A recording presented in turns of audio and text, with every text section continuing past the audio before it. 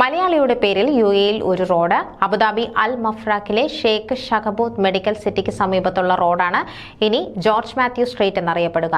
യുഎഇയിലെ ഈ റോഡ് മലയാളികൾക്ക് അഭിമാനമാണ്. കാരണം പ്രിയങ്കരനായ മലയാളി ഡോക്ടർ ജോർജ് മാത്യുവിന്റെ പേരാണ് യുഎഇ സർക്കാർ റോഡിന് നൽകിയത്. യുഎഇ രാഷ്ട്രശില്പി Sheikh Zayed bin Sultan Al നഹ്യാനൊപ്പം ചേർന്ന് യുഎഇ ആരോഗ്യ മേഖലയിൽ നൽകിയ നിർണായക സംഭാവനകൾക്കുള്ള ആദരമാണ് ഈ അംഗീകാരം. 1967 26-ാം വയസ്സിൽ യുഎഇയിലെത്തിയ ജോർജ് മാത്യു തിരുവനന്തപുരം മെഡിക്കൽ കോളേജിൽ നിന്നാണ് MBBS പാസ്സായത്.